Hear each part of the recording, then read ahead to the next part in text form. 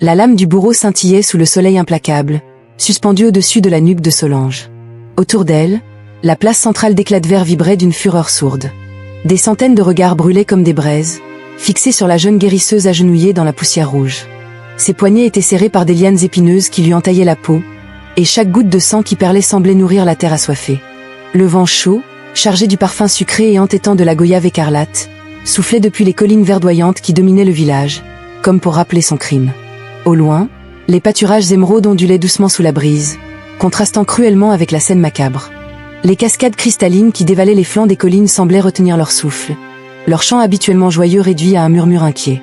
Sous le grand baobab ancestral, dont les racines noueuses serpentaient comme des veines anciennes, le chef Blaise était assis sur son siège de bois sculpté, immobile, le visage fermé, les yeux voilés d'une ombre que nul n'osait nommer. Il ne disait rien, pas un mot pour défendre celle qui lui avait arraché la mort des griffes quelques jours seulement auparavant. Sorcière. Elle a pactisé avec les ténèbres du bosquet des ombres écarlates. Hurla une voix rauque dans la foule. Elle va nous apporter la malédiction sur nos terres. Renchérit une femme, le doigt pointé vers Solange, le visage déformé par la peur. Les anciens Marcel et Lucien se tenaient debout de part et d'autre du chef, droits comme des juges des enfers. Leurs regards triomphants brillaient d'une jalousie longtemps contenue. Le premier, Marcel, grand et sec comme un roseau brûlé par le soleil, serrait son bâton rituel orné de plumes. Le second, Lucien, plus trapu, aux traits durs marqués par les années, affichait un sourire amer qui découvrait ses dents jaunies. Ils avaient enfin repris le pouvoir qu'ils sentaient leur échapper depuis la guérison miraculeuse du chef. Solange releva lentement la tête. Ses yeux noirs, encore remplis d'une calme détermination, balayèrent la foule enragée. Elle ne pleurait pas. Elle ne suppliait pas. Seule une fine sueur perlait sur son front, mêlée à la poussière rouge de la place. Ses cheveux tressés, ornés de perles colorées, pendaient maintenant en mèches désordonnées. Sa robe de coton clair, tachée de terre et de sang, collait à sa peau. Malgré les liens qui lui mordaient les chairs, elle gardait le dos droit, comme si elle refusait de courber l'échine devant la peur collective. Le bourreau, un homme massif aux muscles luisants de sueur, raffermit sa prise sur le manche de sa lourde machette. Le métal froid effleura la nuque de la jeune femme, envoyant un frisson glacé le long de son échine. Un silence écrasant tomba sur Éclat de Verre, brisé seulement par le cri lointain d'un oiseau tropical dans les hauteurs verdoyantes et le bruissement des hautes herbes dorées qui bordaient la place. Une seule parole du chef pouvait encore tout arrêter. Un simple geste de sa main puissante aurait suffi à faire reculer la lame et disperser la foule. Mais le chef Blaise restait muet, les lèvres scellées, le regard perdu quelque part entre gratitude et terreur. Son corps, pourtant guéri et vigoureux, semblait prisonnier d'une autre maladie, celle de la peur ancestrale. Dans la foule, les visages se mêlaient. Certains, les yeux baissés, serraient les poings en silence. D'autres, emportés par la vague de suspicion, criaient plus fort, comme pour noyer leurs propres doutes. Près des premiers rangs, une mère serrait son enfant contre elle, celui-là même que Solange avait sauvé d'une fièvre mortelle quelques lunes plus tôt. Ses lèvres tremblaient, mais aucun son n'en sortait. La gratitude luttait contre la terreur du groupe. Le vent tourna soudain, apportant plus fortement l'odeur sucrée, presque métallique, de la goyave écarlate. Ce parfum, qui avait embaumé la hutte du chef lors de la guérison, devenait maintenant une preuve accablante. Il flottait sur la place comme une accusation invisible. « Regardez !» s'exclama l'ancien Marcel d'une voix tonnante. « Même l'air porte le sceau de son pacte. Elle a volé le fruit sacré des ancêtres. Elle a osé pénétrer le bosquet des ombres écarlates, là où nul mortel n'a le droit de poser le pied sans rituel. Et maintenant, elle veut nous faire croire que c'était pour sauver notre chef ? Mensonge.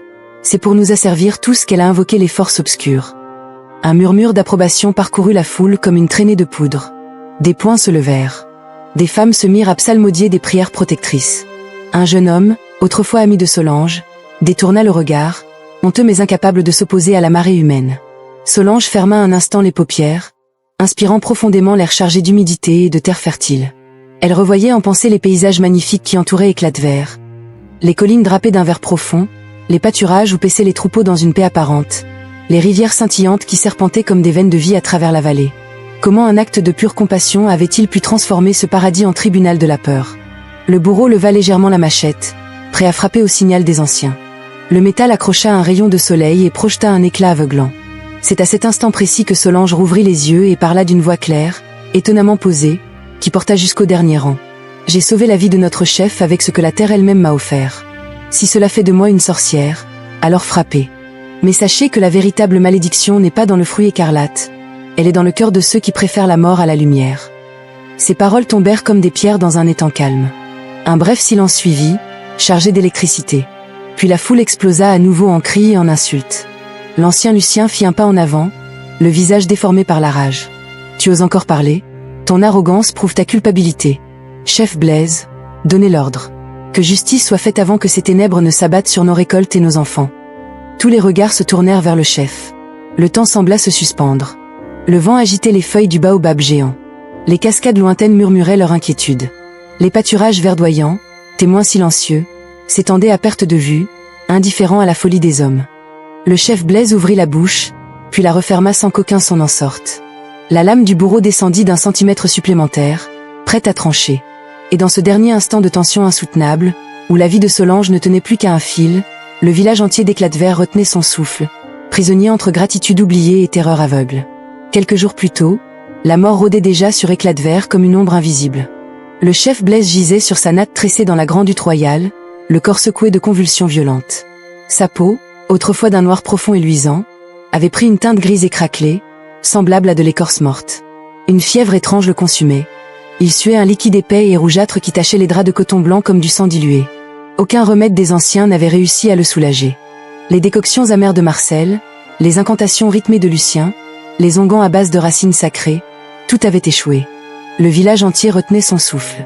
Si le chef mourait, les alliances avec les villages voisins se briseraient, les troupeaux seraient disputés, et les pâturages verdoyants risquaient d'être envahis par des clans rivaux. Solange, assise au chevet du malade, observait en silence. Ses mains fines, habituées à broyer des herbes et à panser des plaies, restaient immobiles sur ses genoux. À 24 ans, elle était la plus jeune guérisseuse qu'Éclat de Verre ait connue. Orpheline depuis l'enfance, elle avait appris seule les secrets des plantes en suivant les rivières scintillantes et en écoutant le vent dans les hautes herbes. Les villageois la respectaient pour ses guérisons miraculeuses. L'enfant mordu par un serpent noir, la mère qui avait failli mourir en couche, le vieillard dont les os craquaient comme du bois sec. Mais ce soir-là, face à la maladie du chef, elle se sentait impuissante. La nuit était tombée. Dehors, les collines verdoyantes se découpaient en silhouettes sombres contre un ciel étoilé. Les cascades lointaines murmuraient leurs chansons éternelles, tandis que les pâturages émeraudes semblaient dormir sous un voile de brume légère. À l'intérieur de la hutte, l'air était lourd, chargé d'odeurs d'encens et de sueur fiévreuse. L'ancien Marcel entra, le visage fermé. « Il n'y a plus rien à faire », déclara-t-il d'une voix grave. « Les ancêtres l'appellent. Nous devons préparer les funérailles. » Lucien hocha la tête, un éclat sombre dans le regard. « Demain à l'aube, nous annoncerons sa mort au village. » Solange sentit son cœur se serrer. Elle connaissait trop bien ces deux hommes. Ils avaient toujours vu d'un mauvais œil une femme si jeune détenir un savoir qu'ils ne maîtrisaient pas. Leur échec face à la maladie du chef les humiliait profondément. Et elle savait ce qui se passerait ensuite. Ils reprendraient le contrôle total des rituels et des décisions du village. Lorsque les anciens quittèrent la hutte, Solange resta seule avec le chef. Blaise ouvrit les yeux avec difficulté. Sa voix n'était plus qu'un souffle rauque. « Solange, je sens la mort qui me tire vers le bas. Si tu connais un moyen, n'importe lequel, utilise-le. Je ne veux pas laisser mon peuple sans guide. » Ces mots résonnèrent longtemps en elle. Elle sortit dans la nuit fraîche. Le vent caressait les feuilles des manguiers et portait l'odeur fertile de la terre rouge. Elle marcha longtemps à travers les pâturages, sous la lune ronde qui baignait les collines d'une lumière argentée. Son esprit tournait en rond. Il n'existait qu'un seul remède capable de défier une telle maladie. La goyave écarlate, fruit légendaire qui poussait uniquement dans le bosquet des ombres écarlates. Ce bosquet était interdit depuis des générations. Les anciens racontaient que les ancêtres y avaient enfermé des esprits puissants. Quiconque y pénétrait sans les rituels sacrés concluait un pacte avec les ténèbres. La punition était terrible, maladie sur le bétail, récolte pourrie, enfants nés difformes. Pourtant, Solange avait entendu sa grand-mère, dans le secret de la nuit, murmurer que la goyave écarlate contenait la vie elle-même, un jus rouge luminescent capable de ramener les mourants. Elle prit sa décision au bord de la rivière scintillante. Sans lampe, sans amulette protectrice, elle se mit en route. Le chemin était long et dangereux. Elle traversa les pâturages où les hautes herbes lui fouettaient les jambes, gravit une colline couverte d'orchidées sauvages dont le parfum doux emplissait l'air, puis descendit dans une vallée profonde où la végétation devenait plus dense et plus sombre. Le bosquet des ombres écarlates apparut enfin, masse compacte d'arbres aux troncs noirs et aux feuilles d'un vert presque noir sous la lune. Le cœur battant, Solange franchit la lisière. L'air y était plus lourd, chargé d'une humidité tiède. Des lianes luminescentes pendaient comme des serpents endormis. Au centre du bosquet, un arbre plus grand que les autres portait des fruits ronds et brillants, d'un rouge profond qui semblait pulser comme un cœur vivant. La goyave écarlate. Elle en cueillit une seule, les mains tremblantes. Au moment où ses doigts touchèrent le fruit, une lueur rougeâtre enveloppa sa paume pendant quelques secondes. Elle crut entendre un murmure lointain, comme une voix ancienne qui disait « Le prix sera élevé ». Elle revint au village avant l'aube, le fruit caché dans un PAN de son pagne. Dans la hutte du chef, elle écrasa la goyave entre deux pierres plates. Un jus épais, d'un rouge luminescent, coula lentement. L'odeur sucrée, presque métallique, envahit aussitôt la pièce, puissante et enivrante. Solange s'agenouilla près de Blaise. Elle approcha la coupe de ses lèvres craquelées et fit couler quelques gouttes. Au premier contact, le corps du chef se raidit violemment. Ses yeux s'ouvrirent grands, injectés de sang. Puis, sous le regard stupéfait de Solange, une transformation miraculeuse commença. La peau grise retrouva peu à peu sa couleur profonde et saine. Les convulsions cessèrent.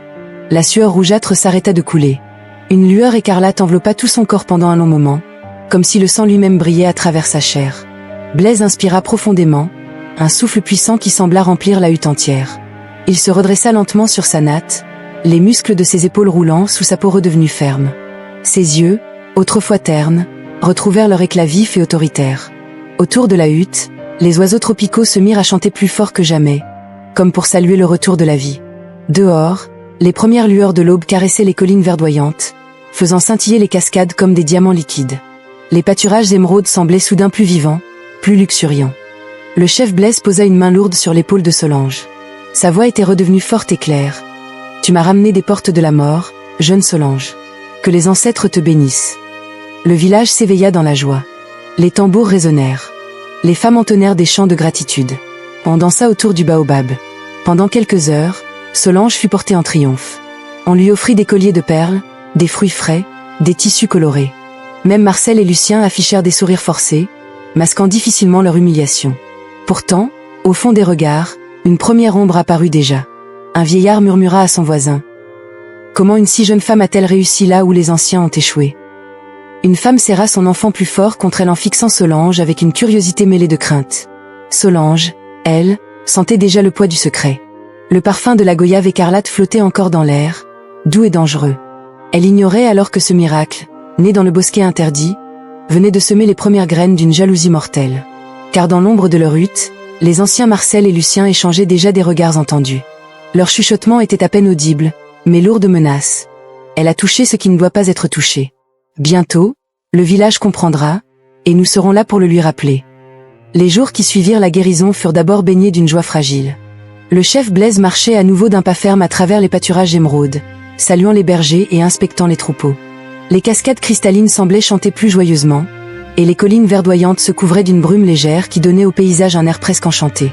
Pourtant, sous cette apparence de paix, un poison lent commençait à se répandre. Tout commença par des murmures. Au début, ils étaient discrets, échangés près des rivières où les femmes lavaient le linge ou sous les manguiers lors des veillées. L'ancien Marcel, avec sa voix grave et autoritaire, fut le premier à semer le doute. Il s'approchait des groupes, le bâton rituel serré dans sa main noueuse, et laissait tomber des phrases lourdes de sous-entendus. Le chef est guéri, oui, mais à quel prix? Une jeune fille a réussi là où nous, gardiens des traditions ancestrales, avons échoué. N'est-ce pas étrange? L'ancien Lucien, plus rusé, agissait autrement. Il choisissait les moments où les hommes se rassemblaient autour des feux, après une journée passée à surveiller les troupeaux dans les hautes herbes dorées. Il parlait à voix basse, les yeux plissés. Le bosquet des ombres écarlates n'est pas un lieu ordinaire. Il abrite l'esprit des ancêtres qui protègent nos terres. Y pénétrer sans les rites sacrés, sans offrande de sang et de miel, c'est conclure un pacte avec les forces obscures. La goyave écarlate n'appartient qu'aux morts. La toucher, c'est voler leur pouvoir, et inviter leur colère sur tout éclat de verre.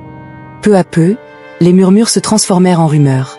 On racontait que, la nuit de la guérison, une lueur rouge avait enveloppé la hutte du chef comme une flamme maléfique. Certains affirmaient avoir vu Solange revenir du bosquet avec les mains tachées d'un sang luminescent. D'autres prétendaient que les fruits des arbres près du village avaient commencé à pourrir plus vite, signe que la malédiction s'installait déjà. Solange sentait le changement dans l'air. Lorsqu'elle traversait les pâturages pour ramasser des herbes médicinales, les regards qui autrefois la saluaient avec gratitude se détournaient maintenant.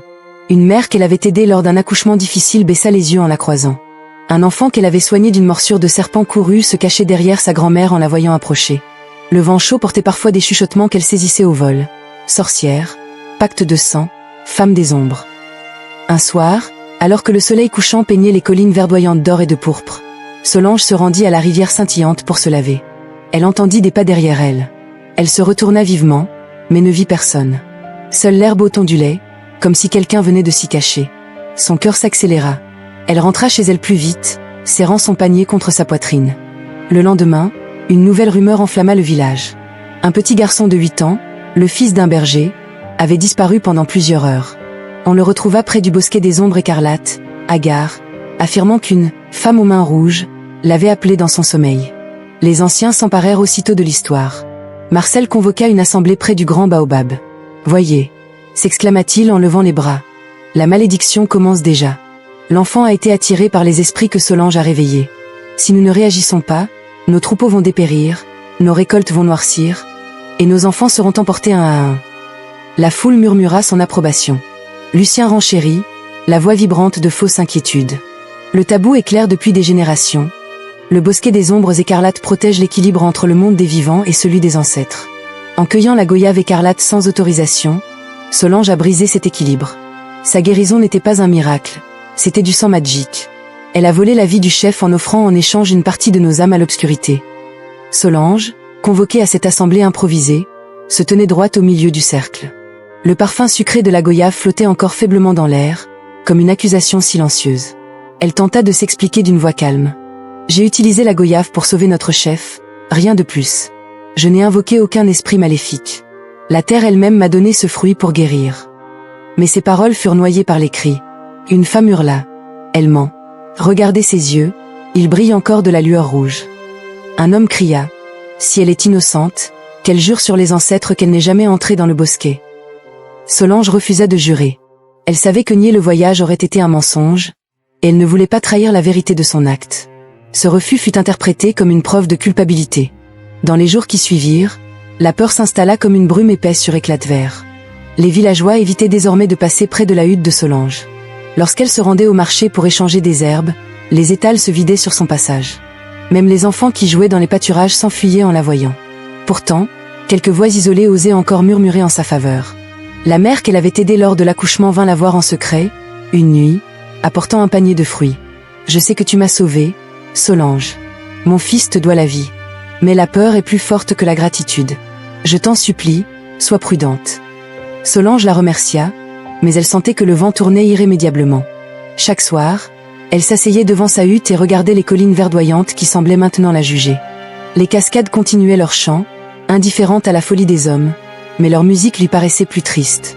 Un après-midi, alors qu'elle ramassait des feuilles près d'une cascade, elle entendit à nouveau des pas. Cette fois, elle vit distinctement une silhouette se cacher derrière un rocher couvert de mousse. Elle appela, mais personne ne répondit. Le soir même, un nouveau bruit courut. On avait trouvé des traces de pas près du bosquet des ombres écarlates, des traces qui menaient directement vers la hutte de Solange. L'ancien Marcel et l'ancien Lucien savaient qu'ils avaient gagné du terrain. Dans l'ombre de leur propre hutte, ils préparaient déjà la suite. Leur campagne de chuchotement avait transformé la gratitude en suspicion, puis en peur. Bientôt, cette peur deviendrait de la haine. Et Solange, seule face à la marée montante, sentait que le piège se refermait lentement autour d'elle. Le parfum sucré de la goyave écarlate, autrefois symbole de vie, devenait désormais l'odeur même de la trahison. Les pâturages verdoyants d'Éclatevert, si beaux sous le soleil, semblaient désormais cacher des serpents invisibles. Et le vent, qui caressait les hautes herbes, portait avec lui les premiers cris d'une tempête à venir. Le soleil cognait sans pitié sur la place centrale d'Éclatevert lorsque les tambours commencèrent à résonner.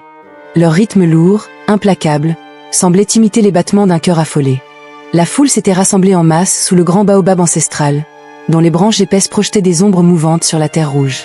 Les pâturages émeraudes, au loin, ondulaient paisiblement, indifférents à la tempête humaine qui se préparait. Les cascades lointaines continuaient leur chant cristallin, mais leur musique paraissait désormais un écho moqueur face à la tension qui écrasait le village. Solange fut traînée au centre de la place par 2 hommes robustes. Ses poignets étaient liés par des lianes épineuses qui lui entaillaient la peau. Elle trébucha dans la poussière, mais se redressa aussitôt, le menton haut. Sa robe claire était tachée de terre et de sueur. Malgré la chaleur écrasante, elle gardait une dignité qui rendait la scène encore plus insupportable. « Amenez la sorcière devant le conseil », ordonna l'ancien Marcel d'une voix tonnante. La foule s'ouvrit comme une vague hostile.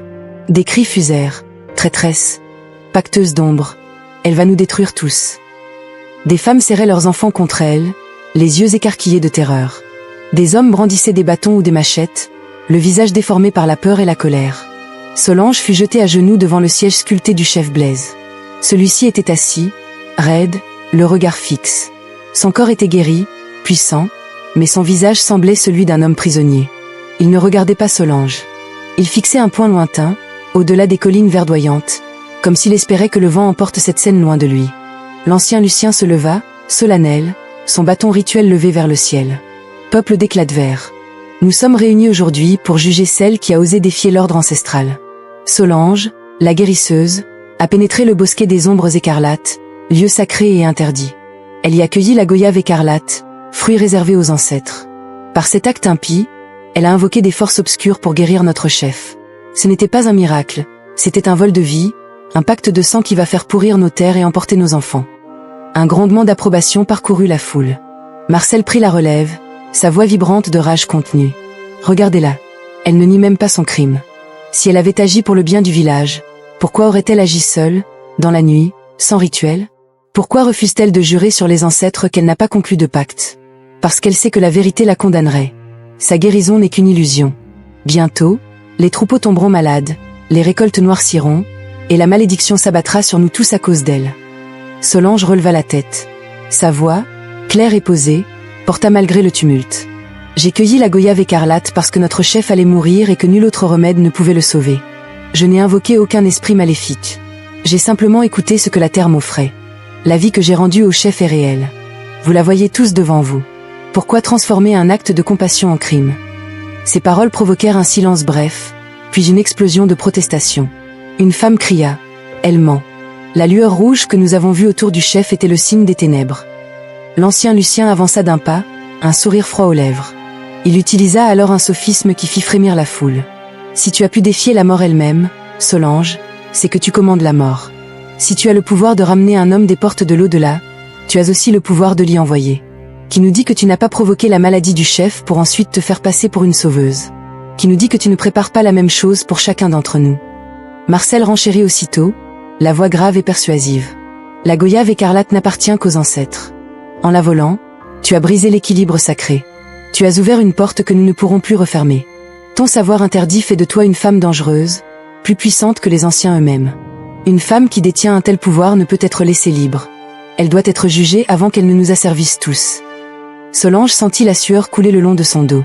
Elle répondit avec force, sans hausser le ton. Mon seul crime est d'avoir sauvé une vie. Si connaître les plantes et oser utiliser ce que la nature offre est un pacte avec les ténèbres, alors accusez aussi le soleil de sorcellerie parce qu'il fait pousser les récoltes.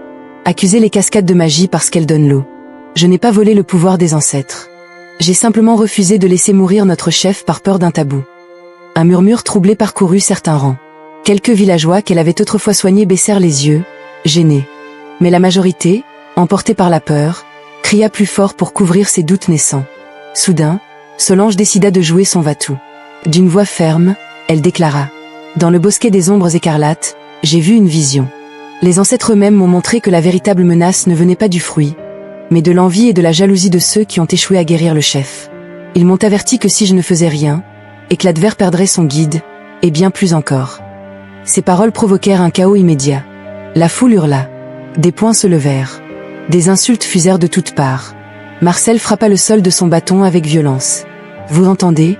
Elle accuse maintenant les gardiens des traditions. Elle ose dire que nous, les anciens, sommes la véritable malédiction. Son arrogance est la preuve ultime de sa corruption par les ombres. Le chef Blaise, jusqu'ici silencieux, sembla sur le point de parler. Sa main se crispa sur l'accoudoir de son siège. Tous les regards se tournèrent vers lui, pleins d'espoir ou de terreur. Mais aucun son ne sortit de sa bouche. La peur de perdre son autorité face aux anciens, la crainte d'être accusé lui-même de complicité, le paralysait. Il baissa lentement les yeux, vaincu. Ce silence fut plus accablant qu'un verdict. L'ancien Lucien profita de ce moment pour porter l'estocade finale. Chef Blaise ne peut pas défendre celle qu'il a sauvée, car il sait au fond de lui que la tradition doit primer. La loi des ancêtres est claire, quiconque touche au bosquet des ombres écarlates sans autorisation doit être châtié. Nous demandons l'exécution de Solange avant que sa malédiction ne s'abatte sur nos terres verdoyantes et nos enfants. La foule rugit son approbation. Le bourreau s'avança, machette à la main, le métal brillant sous le soleil. Solange sentit le froid de la lame effleurer à nouveau sa nuque lorsqu'on la força à baisser la tête. Dans ce tumulte assourdissant, entre les cris de haine et le rythme lancinant des tambours, une seule pensée tournait dans l'esprit de Solange. Le véritable poison n'était pas dans la goyave écarlate, mais dans la peur que les hommes nourrissaient envers celles qui osaient apporter la lumière. Le vent tourna, apportant une nouvelle bouffée du parfum sucré et entêtant du fruit interdit. Au loin, les collines verdoyantes semblaient observer la scène avec tristesse, tandis que les cascades continuaient de couler, indifférentes au destin d'une femme qui avait voulu défier la mort elle-même. Et le procès des ombres atteignit son paroxysme, suspendu entre la justice des hommes et la vérité du cœur. Le verdict n'était pas encore tombé, mais la lame du bourreau restait suspendue comme une menace invisible au-dessus de la nuque de Solange. Autour d'elle, la place centrale d'éclats de verre était devenue un champ de bataille invisible où se livrait une guerre silencieuse entre gratitude et terreur. Le soleil déclinait lentement derrière les collines verdoyantes, projetant de longues ombres qui semblaient vouloir avaler le village entier. Les pâturages émeraudes, habituellement paisibles, paraissaient maintenant frémir sous le poids de la tension collective. Même les cascades lointaines avaient ralenti leur chant, comme si la nature elle-même retenait son souffle. La foule restait massée, divisée par une ligne invisible mais palpable. D'un côté, les voix les plus fortes, attisées par les anciens Marcel et Lucien, réclamaient le châtiment immédiat. De l'autre, un petit groupe de villageois hésitait, rongé par le souvenir des guérisons passées. Cette fracture rendait l'atmosphère encore plus lourde, plus électrique. Une femme nommée Amina, celle que Solange avait sauvée d'une hémorragie mortelle lors de son dernier accouchement, osa enfin briser le silence oppressant. Elle s'avança de quelques pas, son bébé serré contre sa poitrine, la voix tremblante mais déterminée. Elle m'a ramené de la mort, moi et mon enfant. Sans Solange, nous ne serions plus là. Comment pouvez-vous oublier si vite? Elle n'a jamais demandé de récompense. Elle a toujours donné sans compter. Des murmures approbateurs s'élevèrent dans son sillage, faibles mais présents. Un jeune berger, nommé Kofi, dont Solange avait soigné la jambe brisée après une chute dans les rochers près des cascades, hocha la tête avec force. Elle m'a empêché de devenir boiteux à vie. Si elle était une sorcière, pourquoi aurait-elle guéri au lieu de maudire? Ces paroles firent naître un bref espoir chez Solange. Agenouillée dans la poussière, les poignets toujours liés par les lianes épineuses, elle sentait son cœur battre plus vite. Peut-être que la raison finirait par l'emporter. Peut-être que la beauté des pâturages luxuriants et la générosité de la terre rappelleraient aux villageois ce qu'ils risquaient de perdre. Mais la majorité répondit par un grondement hostile. Une vieille femme, le visage ridé par les années, cracha par terre. La gratitude est une chose, la survie du village en est une autre. Si nous laissons cette femme en vie, les ancêtres nous puniront tous. Regardez comme elle reste fière, même attachée. C'est la preuve qu'elle se sent supérieure à nous. Une femme avec un tel savoir interdit est dangereuse. Elle peut nous guérir aujourd'hui et nous empoisonner demain. L'ancien Marcel profita aussitôt de cette faille pour enfoncer le clou. Il leva son bâton rituel vers le ciel qui s'assombrissait. Écoutez la sagesse des anciens. Cette division que vous voyez est exactement ce que les forces obscures veulent. Solange a déjà semé le doute dans vos cœurs. Bientôt, elle divisera les familles, opposera les frères aux sœurs, et éclat de verre s'effondrera de l'intérieur. Nous devons agir avant qu'il ne soit trop tard. L'ancien Lucien, plus calculateur, s'approcha de Solange et la toisa avec un mépris glacial. Regarde autour de toi, guérisseuse. Ceux qui te défendent sont peu nombreux. Pourquoi? Parce que le peuple sent la vérité. Tu détiens un pouvoir que nul homme ici ne possède. Tu connais les secrets du bosquet des ombres écarlates. Tu oses défier les tabous que nous, les gardiens, protégeons depuis des générations. Une femme qui en sait plus que les anciens, c'est une menace pour l'ordre naturel. Le village a besoin d'un bouc émissaire pour apaiser les ancêtres. Et ce bouc, c'est toi.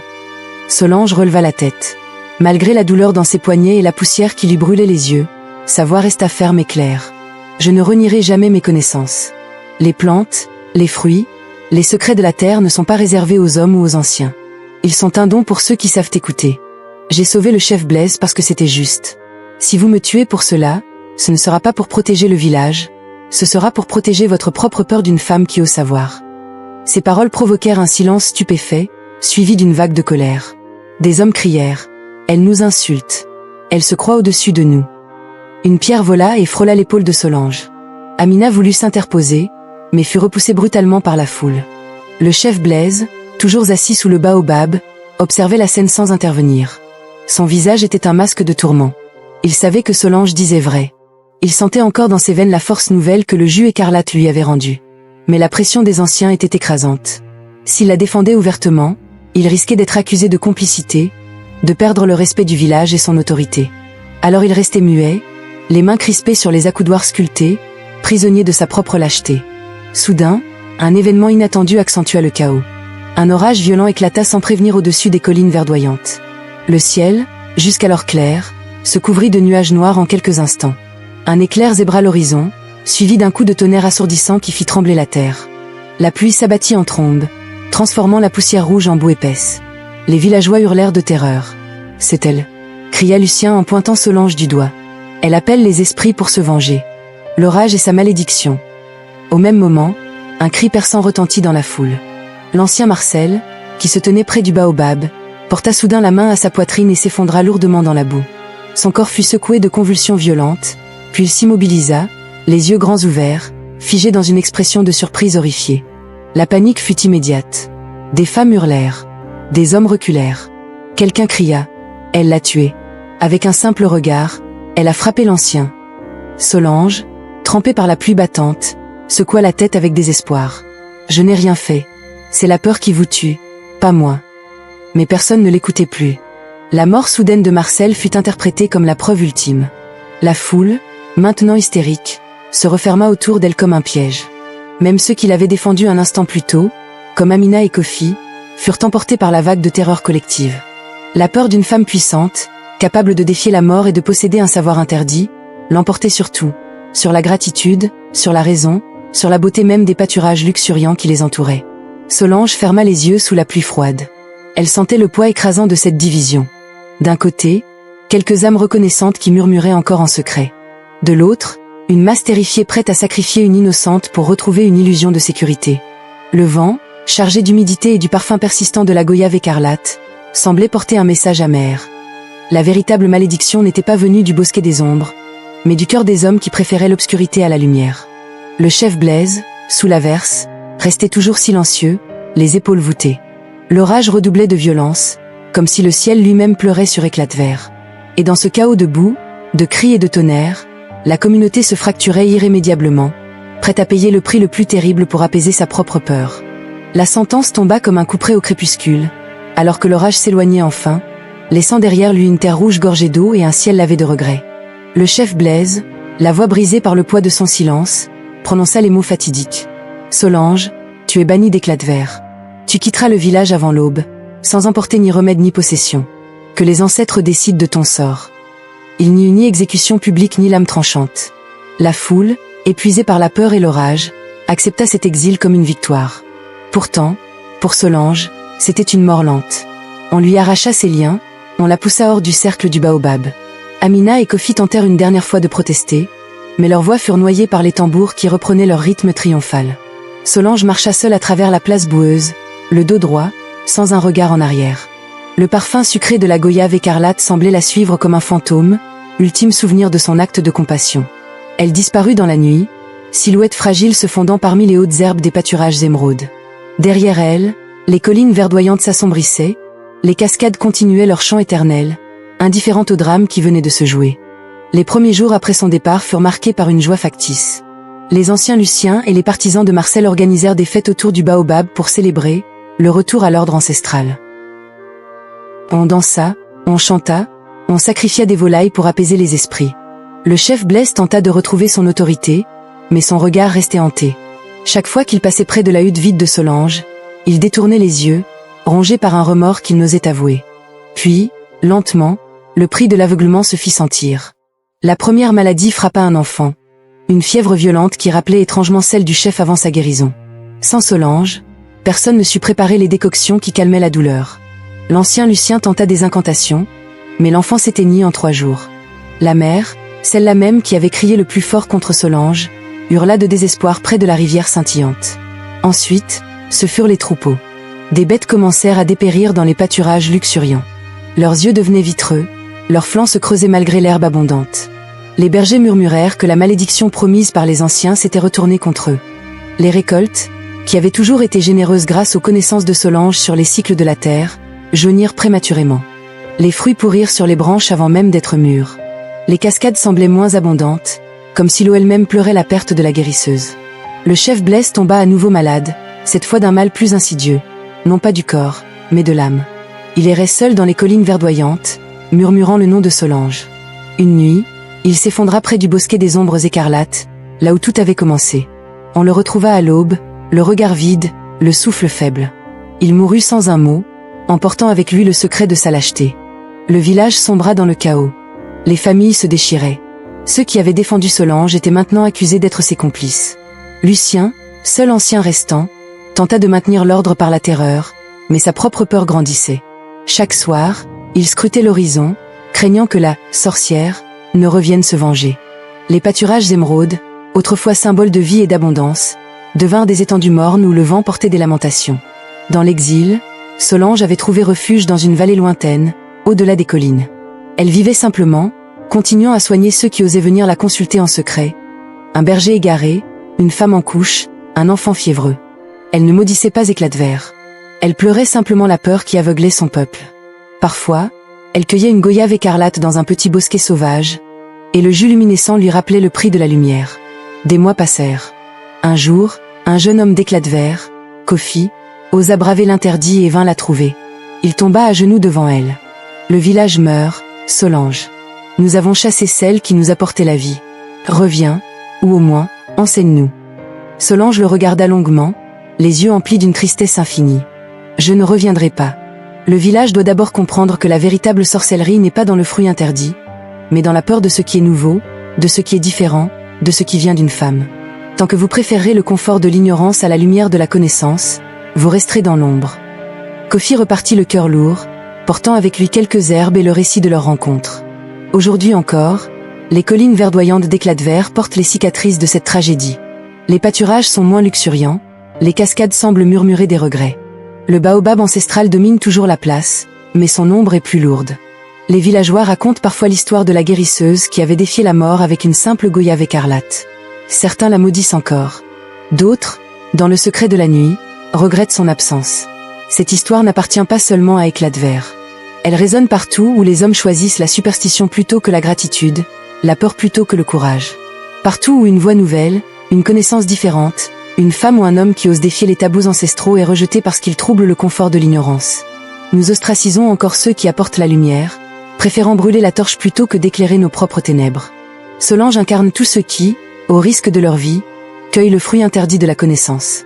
Son exil nous rappelle que le progrès naît souvent dans la solitude, et que les plus grands miracles sont punis quand ils remettent en question l'ordre établi par la peur. Que cette histoire soit un avertissement et un appel. Protégeons ceux qui osent pénétrer les bosquets interdits de notre temps. Protégeons les penseurs, les guérisseurs, les innovateurs, les femmes et les hommes qui refusent de courber l'échine devant la tradition aveugle. Car c'est dans l'ombre des goyaves écarlates, dans le risque et le courage, que naît véritablement l'avenir. Que les collines verdoyantes d'Éclat de Verre nous enseignent enfin cette leçon. Mieux vaut risquer la lumière que de vivre éternellement dans la peur de l'obscurité. Et si un jour une nouvelle Solange se lève parmi nous, que nous ayons le courage de l'écouter, de la remercier, et non de la bannir. Car la véritable malédiction n'est pas le fruit défendu.